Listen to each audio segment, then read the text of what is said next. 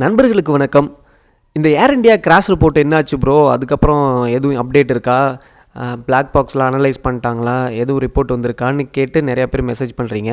Actually அஃபீஷியலாக இது தான்ப்பா flight கிராஷுக்கு காரணம், இதனால தான் ஃப்ளைட்டு கீழே விழுந்துச்சு அப்படின்னு இது வரைக்கும் எந்த ரிப்போர்ட்டும் வெளிவரல. ஆனால் சில ரிப்போர்ட்ஸ் கொடுத்துருக்காங்க ஆஸ் ஆஃப் நவ். அது என்னென்னு நான் உங்களுக்கு இந்த வீடியோவில் சொல்கிறேன். அதே மாதிரி எங்களோட ஏவியேஷன் வட்டாரத்தில் ஒரு நியூஸ் உலாவிக்கிட்டு இருக்கு. அதாவது ஒரு வாட்ஸ்அப் மெசேஜ், ஒரு ரிப்போர்ட் ஒன்று. அது உண்மையாக பொய்யான்லாம் தெரியல.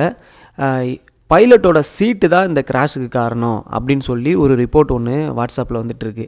அது எப்படி ப்ரோ பைலட் சீட்டு காரணமாக இருக்க முடியும் அப்படின்னு நீங்கள் கேட்கலாம். அதை நான் உங்களுக்கு எக்ஸ்பிளைன் பண்ணுறேன், அந்த ஃபார்வர்ட் மெசேஜில் என்னெல்லாம் ரிப்போர்ட் இருக்குது அப்படின்னு சொல்லிட்டு. அதுக்கு முன்னாடி அஃபிஷியலாக என்ன நியூஸ் வந்திருக்குன்னு பார்க்கலாம். ப்ரிலிமினரி ஃபைண்டிங்ஸாக அவங்க எதை எடுத்திருக்காங்க அப்படின்னா, அந்த வீடியோ ஃபுட்டேஜை வச்சு ரேட் டிப்ளாய்மெண்ட் ஆகிருக்கு. ரேட் டிப்ளாய் எப்போ ஆகும்? டுவல் என்ஜின் ஃபெயிலியர் ஆச்சுன்னா தான் ஆகும். நம்ம லாஸ்ட் வீடியோவில் இதை பற்றி ஃபுல் டீட்டெயிலாக ஒரு வீடியோ போட்டிருந்தோம் பார்த்தீங்களா? அதே தான் அவங்களோட சஸ்பெக்டும்.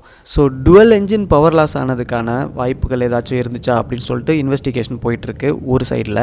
இன்னொரு பக்கம் அந்த ஏர்கிராஃப்டோட மெயின்டெனன்ஸ் ஹிஸ்ட்ரி எல்லாம் அவங்க இன்வெஸ்டிகேஷன் பண்ணிட்டு இருக்காங்க. அதன்படி பார்த்தா அவங்க மார்ச் 2025 தான் இந்த ரைட் சைடு என்ஜினை சேஞ்ச் பண்ணியிருக்காங்க. அதாவது ரைட் சைடு என்ஜின் புது என்ஜின், லெஃப்ட் சைடு என்ஜின் 2023 அதுக்கு இன்ஸ்பெக்ஷன் ரெக்கார்ட்ஸ் இருக்குது. அதோட அப்கமிங் மெயின்டெனன்ஸ் ஷெடியூல் வர டிசம்பரில் இருந்திருக்கு. வர டிசம்பரில் 2025 டிசம்பரில் பண்ண வேண்டியதாக இருந்துச்சு.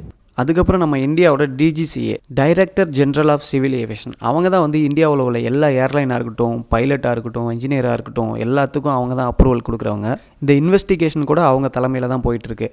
அவங்க என்ன சொல்லியிருக்காங்க அப்படின்னா, ஏர் இண்டியாவுக்கு ஒரு ஆர்டர் போட்டிருக்காங்க. உங்களோட 787 எல்லாத்தையும் நீங்கள் ஒரு தரோவான இன்ஸ்பெக்ஷன் பண்ணி ரெக்கார்டு கொடுக்கணும் அப்படின்னு சொல்லி.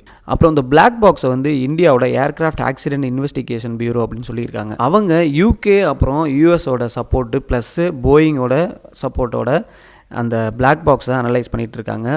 ஃபுல்லாக இன்னும் டேட்டாவை அனலைஸ் பண்ணி முடிக்கல. அனலைஸ் பண்ணி முடித்ததுக்கப்புறம் தான் அதோட ரிப்போர்ட்டு கொடுப்பாங்க. எப்படியும் இன்னும் ஒரு 3-4 மாதம் ஆகிடும் ரிப்போர்ட் வரத்துக்கு. ஸோ இதுதான் as of now official news. இப்போது நம்ம ஏவியேஷன் வட்டாரத்தில் சுற்றிட்டு இருக்கிற ஃபார்வர்ட் மெசேஜை பற்றி பார்ப்போம். இப்போயே சொல்லிடுறேன், அது உண்மையாக பொய்யான்னு எனக்கு சத்தியமாக தெரியாது. புரளியாக கூட இருக்கலாம், இல்லை உண்மையாக கூட இருக்கலாம். ஆனால் நம்ம அதை முடிவு பண்ண வேண்டியது பிளாக் பாக்ஸ்லேருந்து வர ரிப்போர்ட்டு தான். சரி, நம்ம அது என்ன மேட்ரு அப்படின்னு பார்க்கலாம் வாங்க.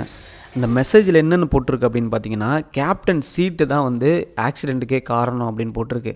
அது எப்படி அப்படின்னு கேட்குறீங்கன்னா, இப்போது டேக் ஆஃப் ஆகுது பார்த்தீங்களா? டேக் ஆஃப் ஆகுறப்போ இந்த கேப்டன் சீட் பின்னாடி அப்படியே ஸ்லைட் ஆகிடுச்சு அப்படின்னு சொல்கிறாங்க. ஆஃப்ட் மெக்கானிசம் அதில் அந்த கேப்டன் சீட்டில் ஃபெயில் ஆகிடுச்சு. அதனால் அந்த கேப்டன் சீட்டு பின்னாடி வந்துடுச்சு அப்படின்னு சொல்கிறாங்க. அது எப்படி சீட்டு பின்னாடி வரும் அப்படின்னு கேட்குறீங்கன்னா, இந்த வீடியோ பாருங்கள்.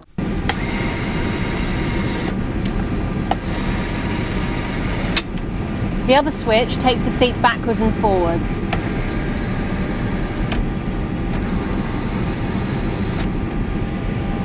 இந்த மாதிரி பைலட் சீட் மேலே கீழே முன்னாடி பின்னாடின்னு அட்ஜஸ்ட் பண்ணுற மாதிரி இருக்கும். அதில் பைலட் சீட்டு பின்னாடி போகிறதுக்கான மூமெண்ட் இருக்குல்ல, அது நம்ம ஆப்ரேட் பண்ணாமல் அதுவாக போகிறத தடுக்கிறதுக்கு ஒரு லாக் மெக்கானிசம் இருக்குது. அந்த லாக் மெக்கானிசம் ஃபெயில் ஆகிடுச்சு. அதனால் ஏர்க்ராஃப்ட் டேக் ஆஃப் ஆகும்போது நோஸ் அப் ஆகுறப்போ இந்த சீட் பின்னோக்கி போயிடுச்சு அப்படின்னு சொல்கிறாங்க. சரி ப்ரோ, சீட்டு பின்னோக்கி போனதுனால என்ன பிரச்சனை ஆச்சு? அதனால எப்படி ஏர்க்ராஃப்ட் கீழே விழுவும் அப்படின்னு கேட்டிங்கன்னா, டேக் ஆஃப் சமயத்தில் இந்த த்ராட்டில் லிவரை ஃபுல்லாக வச்சுருப்பாங்க. ஃபுல் பொசிஷன், அது டோகா அப்படின்னு சொல்லுவாங்க, take off or go around. அந்த பொசிஷனில் வச்சுருப்பாங்க அந்த த்ராட்டில் லிவரை. த்ராட்டில் லிவர்னால் என்ன, அதோட வேலை என்ன அப்படின்றதெல்லாம் நான் ப்ரீவியஸ் வீடியோவில் போட்டிருக்கேன், அதை போய் பாருங்கள். அந்த த்ராட்டில் லிவரை இவர் பிடிச்சி தள்ளி அந்த டோகான்ற பொசிஷனில் வச்சு ஹோல்டு பண்ணி பிடிச்சிட்ருக்காரு பார்த்தீங்களா? அப்போது அந்த சீட்டு டேக் ஆஃப் ஆகிறப்போ சீட்டு பின்னோக்கி வரும்போது அந்த லிவரும் அவர் கையோடு அப்படியே பின்னாடி பிடிச்சி இழுத்துட்டாரு. அது என்ன ஆச்சு, டோகாவிலேருந்து ஐடியல் பொசிஷனுக்கு வந்துடுச்சு. அதனால் என்ஜின் த்ரஸ்ட்டை லூஸ் பண்ணிடுச்சு. டேக் ஆஃப் ஆகிறதுக்கான சரியான பவர் என்ஜின்லேருந்து ஏர்க்ராஃப்ட்டு கிடைக்கல. அதனால தான் ஏர்க்ராஃப்ட் கீழே விழுந்துருச்சு அப்படின்னு சொல்லிட்டு தான் இந்த வாட்ஸ்அப் மெசேஜில் வந்திருக்கு. அது மட்டும் இல்லாமல் அந்த மெசேஜில் இதை உறுதிப்படுத்துகிற மாதிரி சிவிஆர் ரிப்போர்ட்டும் கிடச்சிருக்கு. கரெக்டாக 12 செகண்டில் ரொட்டேஷன் இனிஷியேட்டட் அப்படின்னு கேப்டன் சொன்னதாகவும், கரெக்டாக 15வது செகண்டில் seat slides thrust lever pulled back அப்படின்னு கேப்டன் சொன்னதாகவும், கரெக்டாக 18வது செகண்ட்ஸில் கேப்டன் மை சீட் அப்படின்னு சொன்னதாகவும் இதில் ரெக்கார்ட் ஆகிருக்கு அப்படின்ற மாதிரி அவங்க அந்த மென்ஷன் பண்ணியிருக்காங்க அந்த மெசேஜில். இப்போது என்னோடய கருத்து என்ன அப்படின்னு கேட்டிங்கன்னா, இது ஏவியேஷன் வட்டாரத்தில் மட்டும்தான் சுற்றுதா இல்லை இந்தியா முழுக்க சுற்றுதா அப்படின்னு எனக்கு தெரியல. மேக்ஸிமம் இது ஃபேக் நியூஸாக இருக்க தான் வாய்ப்பு இருக்குது. ஏன் அப்படின்னு கேட்டிங்கன்னா, ரேட்டு டிப்ளாய் ஆகிருக்கிறது நமக்கு வீடியோவில் தெரியுது. ரேட்டு வந்து இந்த மாதிரி ஐடில் என்ஜின் வந்து டோகாலேருந்து ஐடில் பொசிஷனுக்கு வந்துச்சுனாலாம் ரேட்டு டிப்ளாய் ஆகாது. 2 என்ஜினுமே பவர் லாஸ் ஆச்சுன்னா தான் ரேட்டு டிப்ளாய் ஆகும். ஸோ இது ஃபேக் நியூஸாக இருக்கிறதுக்கான சான்ஸ் தான் அதிகமாக இருக்குது.